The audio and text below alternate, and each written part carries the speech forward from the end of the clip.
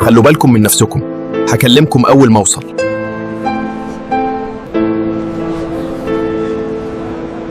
أنا ما بعدتش عنهم، أنا بس سافرت.